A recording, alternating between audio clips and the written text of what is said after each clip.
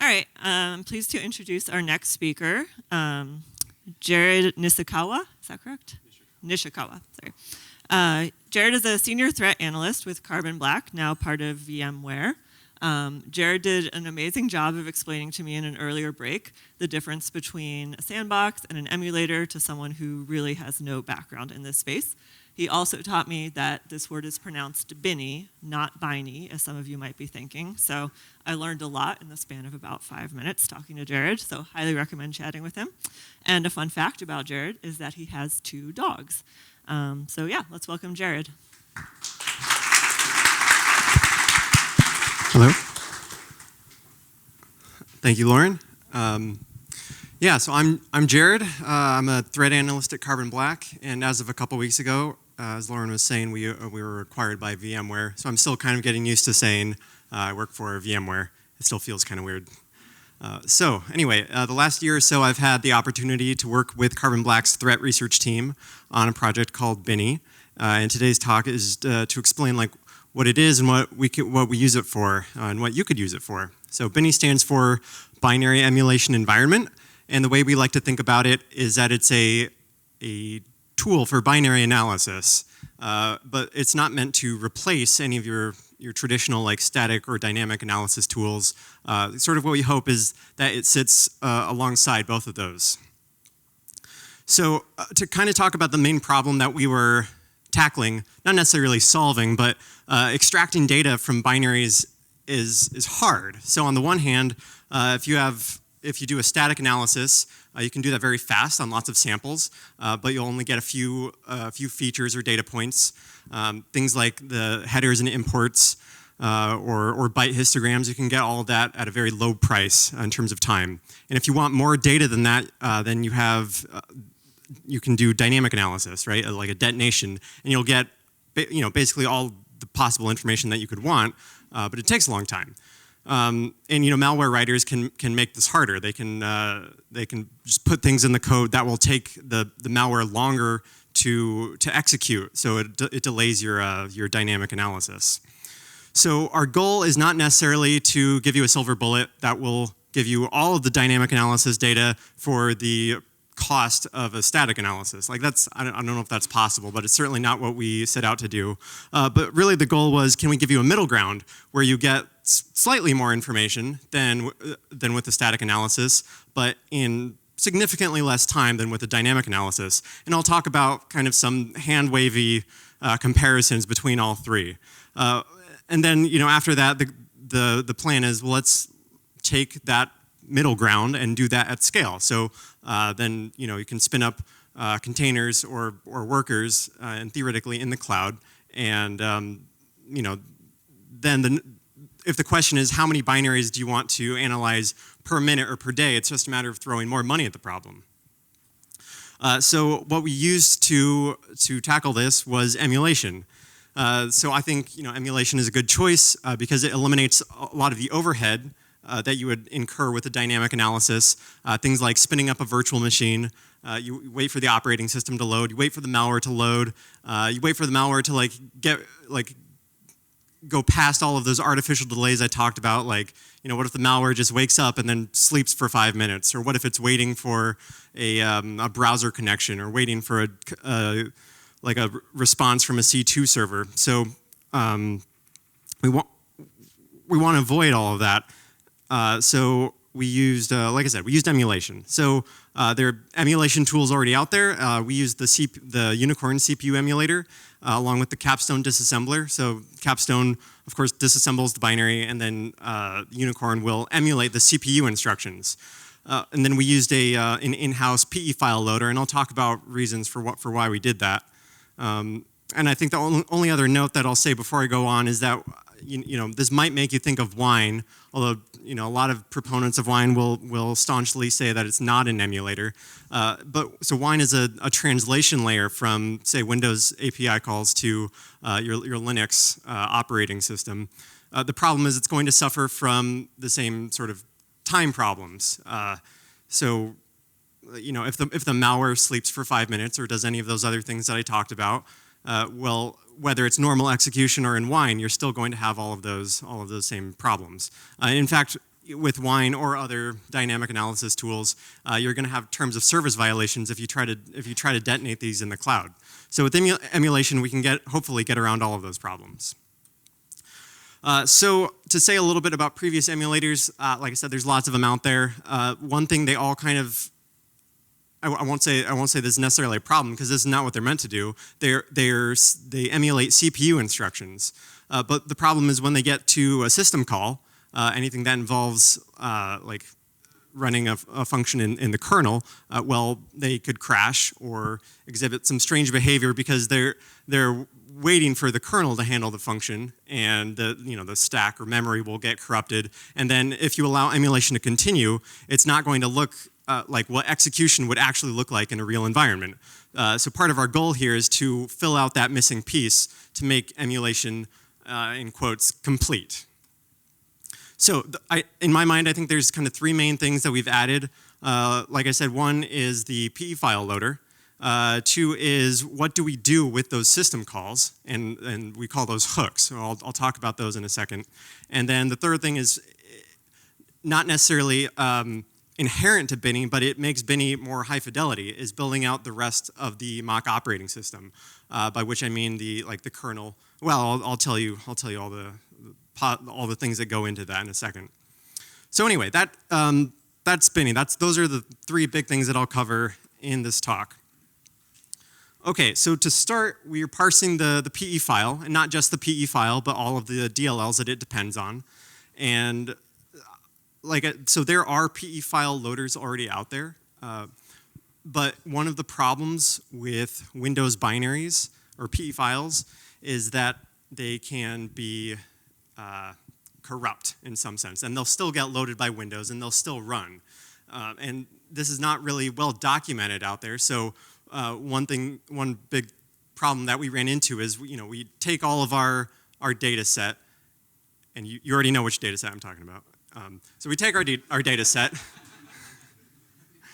and we run it through Binee, and we see which ones work and which ones don't, and the ones that don't inevitably don't match the specifications for PE files, and yet they still are real, they'll run in a Windows environment, and we have to figure out why. And then if we have our in-house PE file loader, it's really easy. It gives us the flexibility to go and edit it and make changes that will account for a new percentage of binaries will now run in Binee if we make a few changes here and there. Okay, so once we've got everything loaded, the PE file and all of the DLLs, so we're going through all of the CPU instructions, and so things like push, pop, XOR, move, jump, those are all handled by the CPU emulator. So that's going to take care of the registers and the stack and memory and so forth. But when we get to a kernel and a system call, like create file A, what do we do? So we kind of have to imagine what would happen in real execution. So prior to the function getting called, the stack would be arranged accordingly, and registers would be appropriate values would be pushed onto the registers, and then a kernel interrupt is called, and then the kernel takes care of it continues execution after that. So we have to mock out what would the kernel actually do, how would the stack look, how would the registers look after the kernel is done and it's passed back to the next CPU instruction. So that's kind of the goal here. This is where the hooks come in. So in kind of a naive sense, and this is a partial hook, but what we do is we arrange the stack and we fix all the registers so it looks like the function completed successfully. And then we return emulation back to the next CPU instruction. So that means, if we're running Binee, we can, for one, we can see all of the function calls. We can see all of those system calls that would get called during a real execution. But we can also do something more interesting, where we grab that function and instead of just saying there it is, let's actually do something. And I think create file is a good example here. So let's grab the function, and then let's actually create that file that the malware instruction is saying it should create. So I have a little snippet of Go code here, and so on this line that says return create file, where that create file function is actually defined somewhere, and it goes and creates that file on the host operating system. So later, if the malware says, let's write to that file, well, we'll actually write to that file. So we can see these side effects of what the malware would actually do in a real system. But this is all, it's all emulated. So we've eliminated that overhead of, the virtual machine in the operating system. So this is just example output from Binee, and I'll run a demo for you in a second. But I just want to show you we can see all of the CPU instructions. So these are all things that we would see with a disassembler. And then we can see these the system calls. This is an old version of my slides, I just realized. But whatever, it doesn't matter. It's essentially the same content. Oh, there it is. So apparently, Google Slides gives you the options to skip slides, and that's not carried over when it's converted to PDF. I learned something new today. So anyway, like I said, basically the same slide, but I wanted to have the create file example here. So this is an excerpt from a real piece of malware, a packed binary where it opens itself up, so we can see where it opens itself up for reading. It opens up a temporary file for writing. That would be this one. And then we see like 1,000 instructions in a row that say read and then write. So it's reading from itself, decoding itself, and then writing to that file. And then we would later see the function that would say load library. So it's loading that new file as a DLL, and then calling functions. So that's something we never would have seen from a static analysis. It wouldn't be present in the import table. So that's the hooks. So after the hooks, like I said, in my mind, the hooks are kind of the big strength of Binee, because it affords you a lot of flexibility of what you can do and what sort of behavior you can define. But then after that, we want to fill out this mock operating system as closely as possible as to what the malware would see in a real operating system. And the nice thing about Binee is you can think of it as a framework for putting these things in. None of them are in themselves necessary to having Binee run. So, for example, we've talked about having this mock file system, but you can also do mock memory management. So if you want to see the malware, if you want to see it reading to or reading from or writing to the heap, you implement a heap. And if you want to see it making network connections, you would implement the network stack. One thing you wouldn't be able to mock out would be responses from the servers that your malware is trying to contact. That's hard. That's a hard problem. You have no idea what sort of response it would be looking for, so we'll leave that to another day. So those are all things, the file system, the memory, the network, those are all things that could change over the course of emulation. For anything that doesn't change, and I'm thinking about like users, the registry is a really good one, language, locale, these are all things that you can put into a config file. So that means Binee will load up with a config file, and all of the things that go into defining your mock operating system that make it like a Windows 7 mock operating system, you can just put all of that in a config file. So if you want to switch emulation from a Windows 7 environment to a Windows 10 environment, it's really just a matter of swapping out config files. So now that we've got Binee, like what do we get? What are the benefits of using Binee? So like I said, we can bypass those artificial delays. So if the malware says sleep for 5 minutes, all we do is we arrange the stack in the register so that it looks to the next instruction that we got a success return code, and we continue emulation, and it is instant instead of waiting for 5 minutes. So Binee might get stuck in an infinite loop, and when you're emulating or executing it, the malware, there's really no way to get around that. So you cut it off somewhere.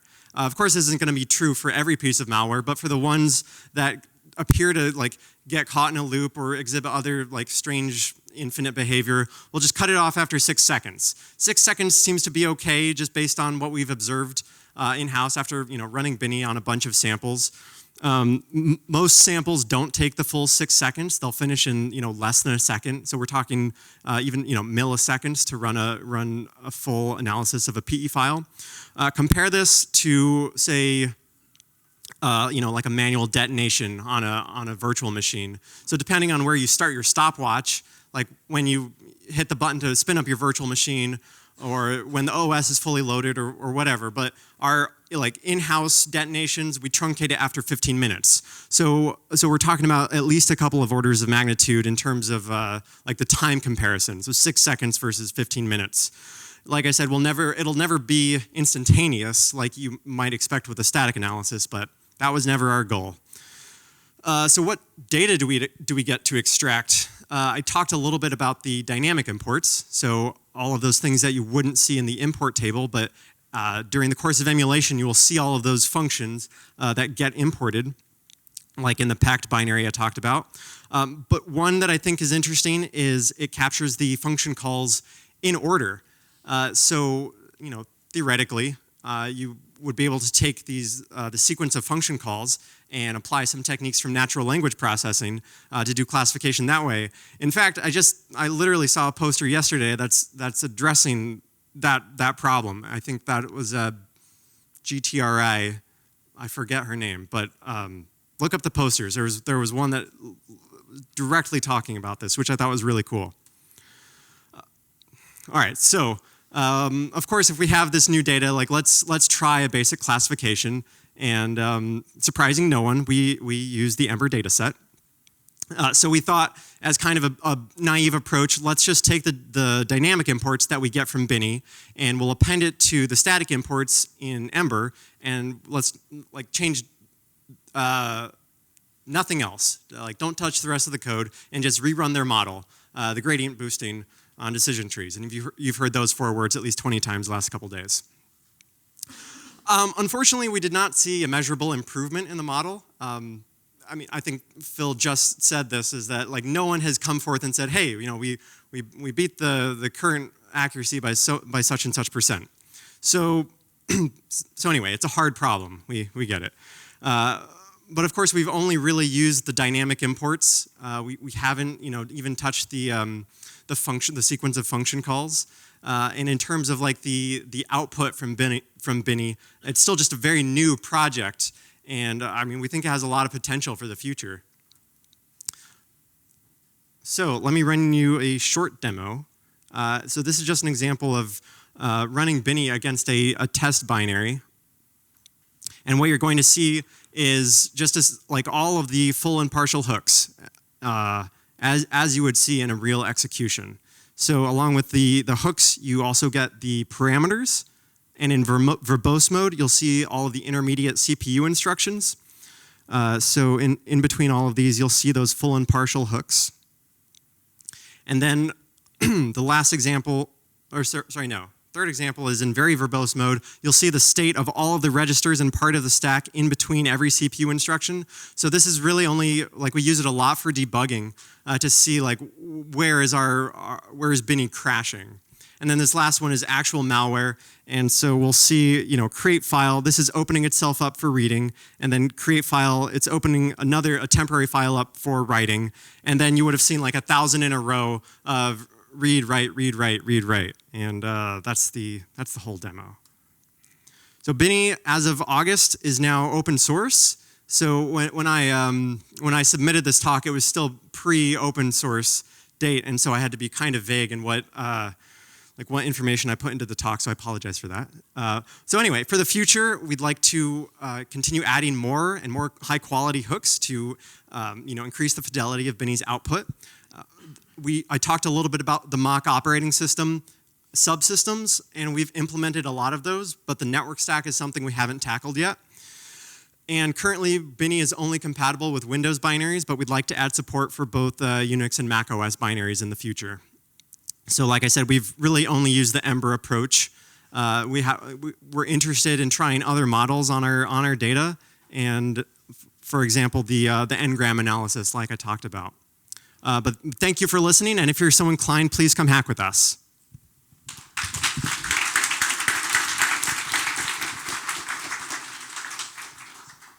All right, thank you, Jared. I'll open it up to questions now. We'll start back here. Thanks for the talk. Can you contrast this? Can you contrast Binee for me with something like the Intel Pin tools? Is the main difference that the Intel Pin tools are more designed for like virtual machine emulation, and you're looking at like more lightweight system?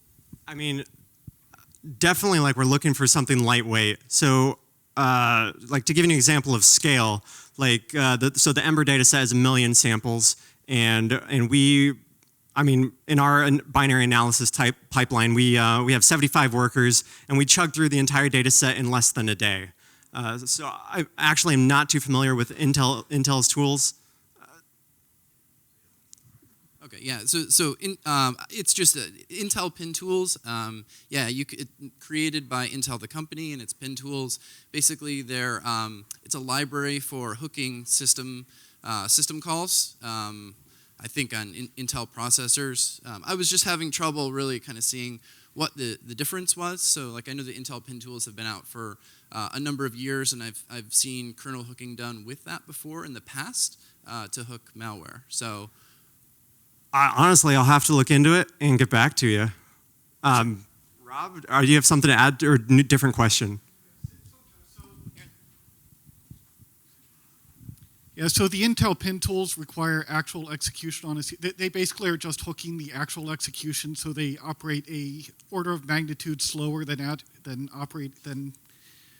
actually executing it on a native processor. So there's a very large difference in execution speeds between something like Binee and the Intel Pin set. Thanks, Rob.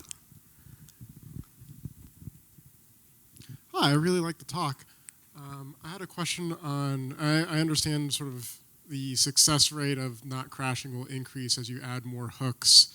But I want to get an idea of like what the current sort of, if you throw a random malware file at it, do you get a reasonably successful run 50% of the time, 97?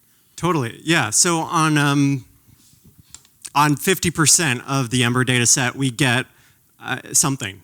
Binee doesn't just straight up crash. And then out of those, we get probably another half of those give us like enough dynamic imports to make the model slightly more interesting. Thank you. That was a super awesome talk. As someone who's run ransomware on my Mac under Wine, I appreciate the issues that can cause. With this, it's related to that question about how many missing hooks you have. Like when you run something under Wine and it's missing a system call, it'll say like, "Oop, not implemented" in your output. Does this have something that simple so like someone can just sort of like start jumping in and be like, "Oh, I'll implement this"? Yeah, absolutely. In fact, it's a matter of like visual cues, and I don't have a great example, but I'll just show this. So here we see a capital F. And that just means it's a full hook. But if we don't have it implemented as either a full or a partial hook, we'll still see the name of the function, and it'll just be a double asterisk that says, hey, that's not implemented yet. Hi, very, very interesting talk, thank you. I wanted to ask a quick question, and I think this is probably a lower priority than some of the other like future work that you already mentioned, but have you already started looking at samples that are trying to evade dynamic analysis in general, and if you can get something out of them through Binee? Sorry, say that one more time. If you have looked at samples that do sandbox evasion, and have you tried anything to counter sandbox evasion? So, evasion is an interesting thing. So one thing we discuss internally is like, well, as our emulator becomes closer to like a real environment, like malware writers are going to potentially like write more things to evade even emulation. Are you talking just generic sandbox like evasion, or do you have something in particular in mind? Rob? I think he's talking about the fact that like malware, they can be trained to not execute like their actual malicious behavior depending on the condition, right? And they say, I'm in this particular environment and I'm going to behave differently. And he's saying that, how do you address that problem? Well, right. It's like a matter of like what is really different in the environment. So our mock operating system is meant to look like a real operating system. So anything, I'm not sure. What I'm saying is that in practice, malware, they'll say, okay, I want to be in this, I assume this particular architecture, this particular processor, and if I'm not in this architecture, I'm going to behave differently. And so that's what he's saying. He's saying that the malware, depending on the specifics of the, So what he's saying is that depending on the specifics of the environment that you're executing in, the malware can adjust its behavior. And so even though you have some default environment, he's saying how do you handle the case where the malware may change behavior if the environment that it's supposed to be executing in is an environment that you have.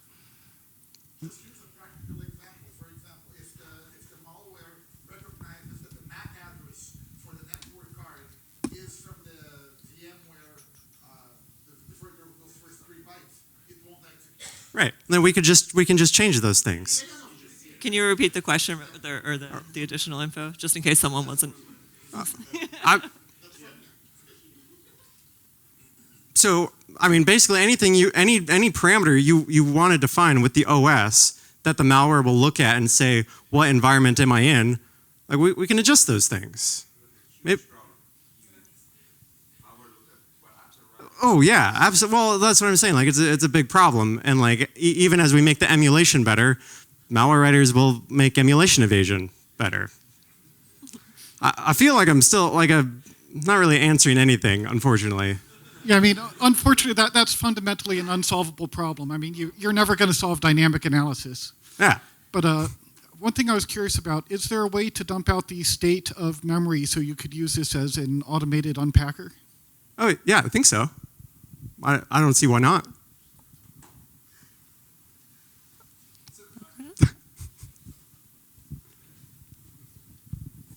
So back to that problem, that gets into binary analysis. So that's what concolic execution, symbolic execution techniques try to like solve those problems. Like I'm trying to get to, like, so if I'm executing the code, I want code coverage, right? So I want to go down a code path, but there may be constraints that I need to satisfy to get down that code path. And so there's different techniques that try to do that. And like Rob said, it's not an easy problem. It's non-trivial, but there's some techniques out there. So just from my perspective, it'd be interesting to see how you could couple those techniques into what you're doing, so that you can do stuff like that.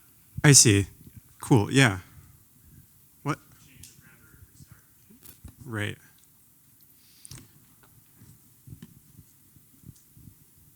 I have an easier one. I was really surprised actually that your dynamic features did not improve Ember, and I'm wondering, did you actually use the original Ember data set?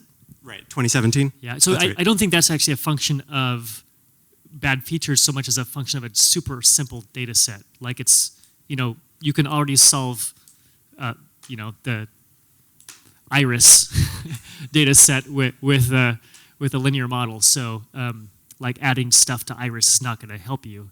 But I'd be interested if you tried it again with the Ember 2018 data set, which is significantly harder, that maybe you would find a boost. That'd be interesting. Yeah, definitely. That's on our list of to-dos.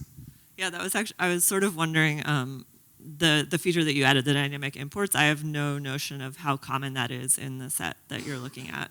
Do all of these pieces of malware tend to have dynamic imports? Not all. I don't have a good percentage for you, though. All right, any other questions for Jared? One more. So I saw you support like multiple like disassemblers and things like that you can use to load stuff into Binee, like Capstone or things like that, right? Just Capstone. Okay.